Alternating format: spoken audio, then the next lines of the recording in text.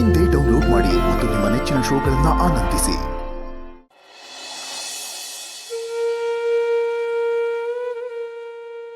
ದೀಪ, ಏನೇ ನಿಂದು ಗೋಳು? ಏನತ್ತೆ ಹೇಳ್ದಂಗೆ ನಿನ್ ಗಂಡನ ಬಗ್ಗೆನೇ ಯೋಚನೆ ಮಾಡ್ತಿದ್ಯಾ? ಅಲ್ಲ ಕಣೆ ದೀಪ, ನಿನ್ ಗಂಡ ನಿನ್ನ ಯಾವತ್ತೂ ಒಬ್ಬಳನ್ನ ಕಳ್ಸಿಲ್ಲ, ಇಷ್ಟ ದಿನ ಬಿಟ್ಟು ಇರ್ಲಿಲ್ಲ. ಅದ್ ಹೇಗೆ ನೀನೊಬ್ಬಳನ್ನ ಕಳ್ಸಿದಾರೆ?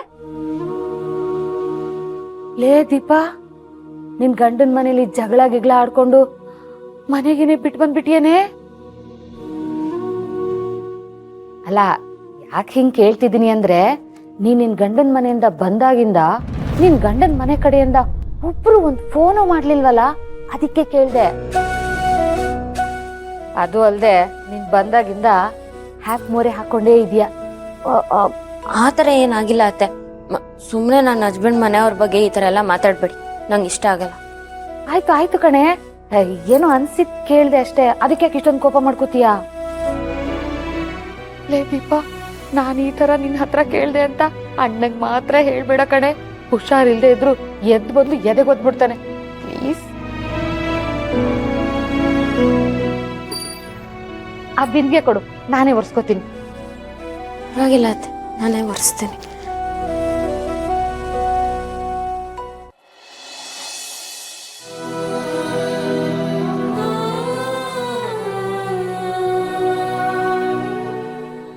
ಅಚ್ಚುಗೇನಾರು ಫೋನ್ ಮಾಡಿ ಹೇಳ. ಅವಳು ತಾನೇ ಏನು ಹೇಳ್ತಾಳೆ? ದೀಪ ಸಿಗ್ಲಿಲ್ವಾ ಅಂತ ಅವಳು ಗಾಬರಿ ಆಗ್ತಾಳೆ. ಅಪ್ಪಂಗೆ ವಿಷಯದ ಬಗ್ಗೆ ಹೇಳೋದು ಒಳ್ಳೇದನ್ಸುತ್ತೆ.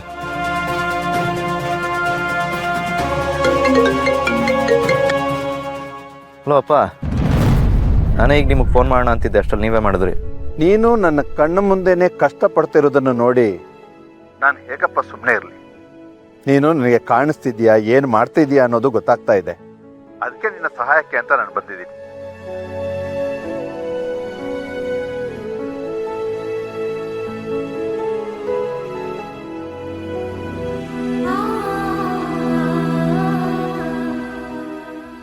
ತುಂಬ ಮಿಸ್ ಮಾಡ್ಕೊಂಡಪ್ಪ. ನನಗೆ ಗೊತ್ತು ಕಣ, ಮನುಷ್ಯ ಯಾರನ್ನಾದ್ರೂ ಕಳ್ಕೊಂಡಾಗ್ಲೇ ಕಣ ಅವ್ರಿಗೆ ಯಾರಾದ್ರೂ ಒಬ್ರು ಬೇಕು ಅನ್ಸೋದು. ಯೋಚನೆ ಮಾಡಬೇಡ ಮಗನೇ, ನಿನ್ನ ಬೆನ್ನೆಲುಬಾಗಿ ನಾನು ಯಾವತ್ತೂ ನಿನ್ನ ಜೊತೆ ಇರ್ತೀನಿ. ಥ್ಯಾಂಕ್ಸ್ ಅಪ್ಪ. ನೀನು ಇಲ್ಲಿಗೆ ಬಂದಿರೋ ಕೆಲಸ ಏನಾಯ್ತು ಅಂತ ನಾನು ನಿನ್ನನ್ನು ಪ್ರಶ್ನೆ ಮಾಡಲ್ಲ. ಯಾಕೆಂದ್ರೆ ನೀನು ಈಗಲೂ ಹುಡುಕಾಟದಲ್ಲೇ ಇದೆಯಾ ಅಂತ ನನಗೆ ಗೊತ್ತಾಯ್ತು. ಅಲ್ಲಪ್ಪ, ಎಷ್ಟು ದಿನ ಅಂತ ಈಗ ಹುಡುಕಾಡ್ತಾನೆ ಇರ್ತೀಯ? ನಾನು ಅನ್ಕೊಂಡಿದ್ದು ಸಿಗೋವರೆಗೂ. ಸಿಗುತ್ತೆ ಅನ್ನೋ ನಂಬಿಕೆ ಇದೆಯಾ? ನಂಬಿಕೆನೇ ಜೀವನ ಅಲ್ವಪ್ಪ? ಹೌದು, ಆದ್ರೆ ಕೆಲವೊಂದ್ಸಲ ನಮ್ಮ ನಂಬಿಕೆನೇ ನಮಗೆ ಕೈ ಕೊಡುತ್ತೆ. ಅದಕ್ಕೆ ಬೇಕಾದಷ್ಟು ಉದಾಹರಣೆ ನಮ್ಮ ಕಣ್ಮುಂದೆನೇ ಇದೆ. ಎಲ್ಲ ಸಂದರ್ಭದಲ್ಲೂ ನಂಬಿಕೆ ನಮ್ಮ ಕೈ ಕೊಡೋದಿಲ್ಲ. ಕೆಲವೊಂದು ಸರ್ತಿ ಆ ನಂಬಿಕೆನೇ ನಮ್ಮ ಕೈ ಹಿಡಿದು ಮುಂದೆ ನಡೆಸುತ್ತೆ. ಆಯ್ತು ಮಗನೇ, ನಿನಗೆ ನನ್ನಿಂದ ಯಾವಾಗಲಿ ಯಾವುದೇ ಸಹಾಯ ಬೇಕಾದರೂ ನೀನು ಧೈರ್ಯವಾಗಿ ಕೇಳು, ನಾನು ಮಾಡ್ತೀನಿ. ಥ್ಯಾಂಕ್ಸ್ ಅಪ್ಪ. ಆದರೆ ಸದ್ಯಕ್ಕೆ ನಾನು ನಿಮ್ಮಿಂದ ಏನೂ ನಿರೀಕ್ಷೆ ಮಾಡಲ್ಲ. ಓಹ್, ಅಂದ್ರೆ ಈ ಪರೀಕ್ಷೆನ ನೀನೊಬ್ಬನೇ ಎದುರಿಸಿ ಅದರಲ್ಲಿ ಗೆಲ್ಲಬೇಕು ಅನ್ನೋದು ನಿನ್ನ ಆಸೆ ಅಲ್ವಾ? ಗೆಲ್ಲದಷ್ಟೇ ಅಲ್ಲ, ತವ್ರ ಮನೆ ಸೇರಿರೋ ದೀಪ ಅವ್ರನ್ನ ನನ್ನ ಜೊತೆ ಕರ್ಕೊಂಡು ಬರಬೇಕು. ನಾವೆಲ್ಲರೂ ಕಾಯ್ತಿರೋದು ಅದಕ್ಕೆ ಅಲ್ವಾ? ನಾನು ಅನ್ಕೊಂಡಿರೋದನ್ನ ಸಾಧಿಸ್ತೀನಿ ಅನ್ನೋ ನಂಬಿಕೆ ಇದೆ ಅಪ್ಪ. Don't worry. ಆದರೆ ಯಾಕೋ ನಿನ್ನೆ ರಾತ್ರಿಯಿಂದ ಇವತ್ತು ಬೆಳಗಾಗೋದ್ರೊಳಗಡೆ ಕಾನ್ಫಿಡೆನ್ಸ್ ಯಾಕೋ ಸ್ವಲ್ಪ ಡೌನ್ ಆಗಿದೆ. ಓ, ಅದಕ್ಕೆ ನನ್ನ ನೆನಪಾಯ್ತು ಅನ್ಸುತ್ತೆ. ಇರ್ಲಿ ಬಿಡ, ಈ ಕಷ್ಟಕರವಾದ ದಾರಿಯಲ್ಲಿ ಆದಷ್ಟು ಬೇಗ ನಿನಗೆ ಗೆಲುವು ಸಿಗ್ಲಿ ಅಂತ ನಾನು ಆಶಿಸ್ತೀನಿ. ಅಲ್ಲಿವರೆಗೂ ನೀನು ಇಲ್ಲಿಗೆ ಬಂದಿದೀಯಾ ಅಂತ ನಾನು ಯಾರಿಗೂ ಹೇಳಲ್ಲ. ಯಾವುದೋ ಕೆಲಸದ ಮೇಲೆ ಔಟ್ ಸ್ಟೇಷನ್ ಹೋಗಿದ್ದಾನೆ ಅಂತ ಹೇಳಿರ್ತೀನಿ. ನಿನಗೂ ಯಾರಾದರೂ ಕಾಲ್ ಮಾಡಿದ್ರೆ ನೀನು ಅದನ್ನೇ ಹೇಳು. ಸರಿಯಪ್ಪ, ಕಾಲ್ ಮಾಡಿದ್ರೆ ಅದಕ್ಕೆ ಒಬ್ರು ಕಾಲ್ ಮಾಡ್ಬೋದು, ಅವ್ರಿಗೂ ಅದನ್ನೇ ಹೇಳ್ತೀನಿ. ಹುಷಾರ್ ಕಣ.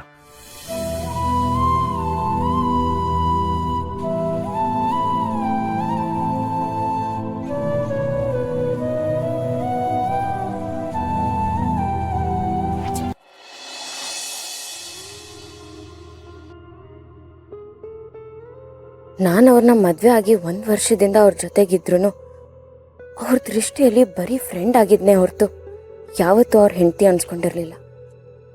ಅದೇ ನೆನ್ನೆ ಮೊನ್ನೆ ಅವ್ರಿಗೆ ಪರಿಚಯ ಆಗಿದ್ದ ದಿವಸ ಅವ್ರಿಗೆಲ್ಲ ಆದ್ರು.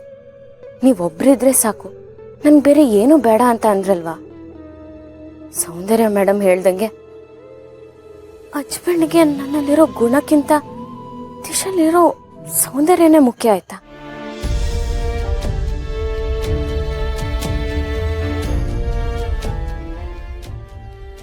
ಲೇ ದೀಪಾ, ಏನೇ ಎಲ್ಲಿ ಕುಂತ್ರು ನಿಂತ್ರು ಯೋಚನೆ ಮಾಡ್ತಾನೇ ಇರ್ತೀಯಲ್ಲೇ, ಏನೇ ನಿನ್ ಕತೆ?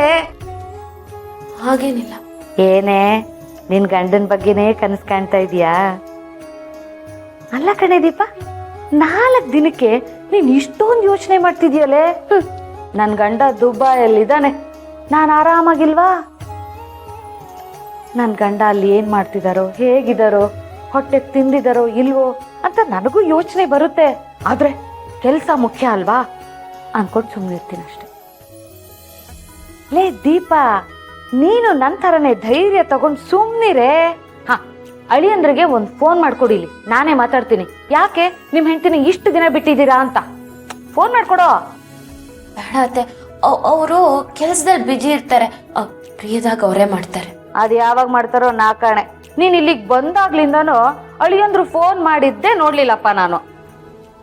ಅತ್ತೆ, ರಾತ್ರಿ ನೀವು ಮಲಗಿದ್ಮೇಲೆ ನಾನು ಅವ್ರ ಹತ್ರ ಫೋನಲ್ಲಿ ಮಾತಾಡಿದ್ದೀನಿ. ಓಹೋ ಹೋ ಹೋ ಹೋ, ರಾತ್ರಿಯ ರಹಸ್ಯ ಸಂಭಾಷಣೆ ಒಂಥರ ಹಾಗೆ.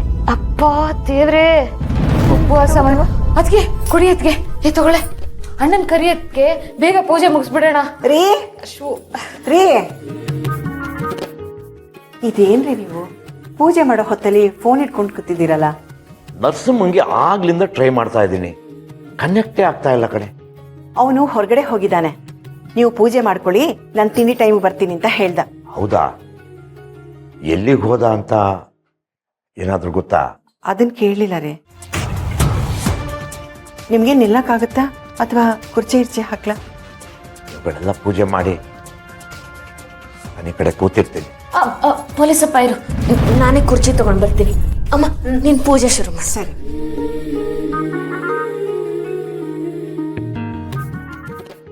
ಅಲ್ಲೇ